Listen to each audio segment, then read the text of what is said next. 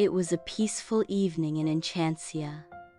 The castle gleamed under a rising full moon, and soft winds carried the scent of jasmine from the royal gardens.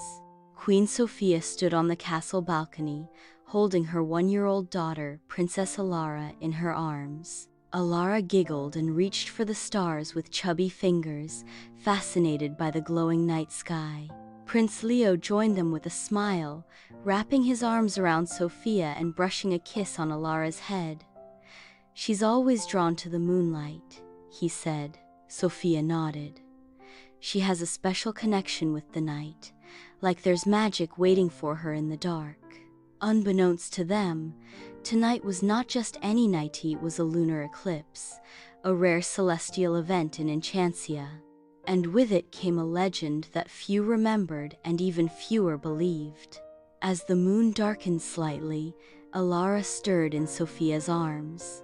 She pointed toward the distant forest that bordered the castle grounds and let out a soft, curious sound. "That's odd," Sofia said, narrowing her eyes.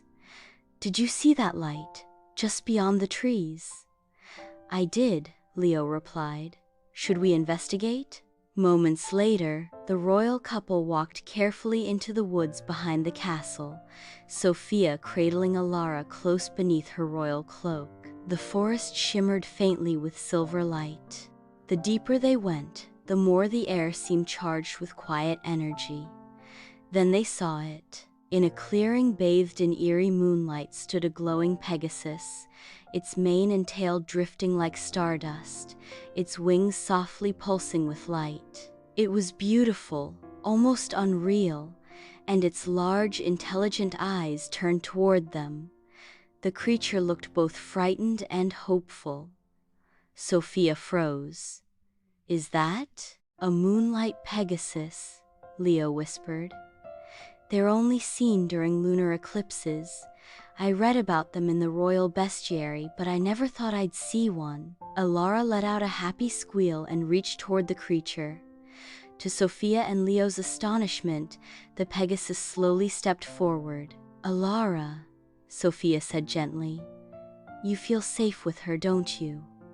The Pegasus knelt, bringing its shimmering face close to Elara's. Elara reached out and touched its muzzle, laughing softly. Instantly, a small glow radiated from the baby's hand, and the Pegasus's wings lifted slightly in response. "She's connected to it," Leo said in awe. "She must have some kind of magical resonance." The Pegasus neighed softly, as if trying to communicate. It stepped back, turned toward the deeper woods, and then looked back at them, clearly asking them to follow. Sofia adjusted her hold on Elara.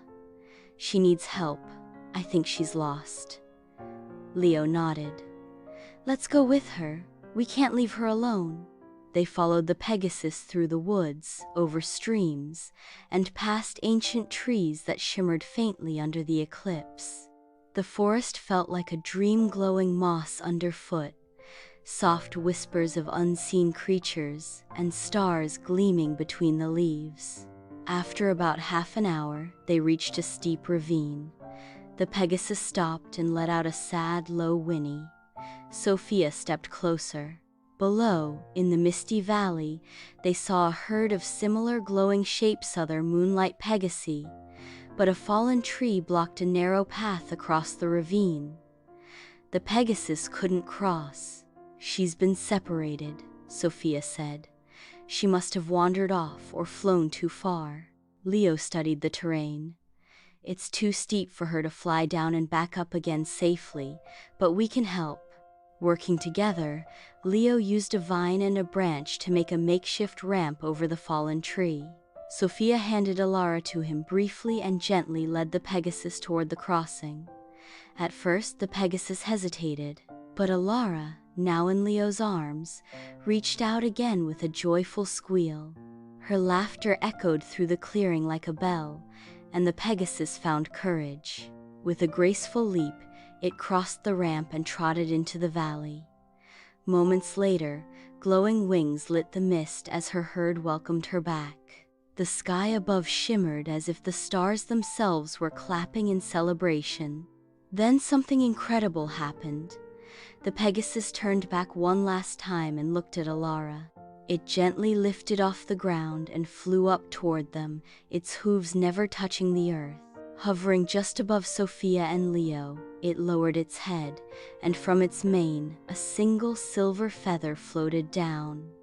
Sofia caught it in her hand. The Pegasus neighed once more, then rejoined the herd. In moments, the herd took flight, disappearing into the night sky just as the lunar eclipse began to end. The moon returned to its full glow, and the forest slowly returned to its quiet state. Sofia looked at the feather in her hand. It shimmered like moonlight. "A gift," she whispered. "A thank you, maybe even a sign." Elara yawned, content and sleepy, her magical moment complete. They returned to the castle with the silver feather, now resting beside Elara's crib as a reminder of the night she helped a lost creature find its way home. From that day on, whenever the moon was full and bright, Elara would reach toward the sky, and Sofia would wonder if somewhere out there, the Moonlight Pegasus was flying through the clouds, watching over her daughter.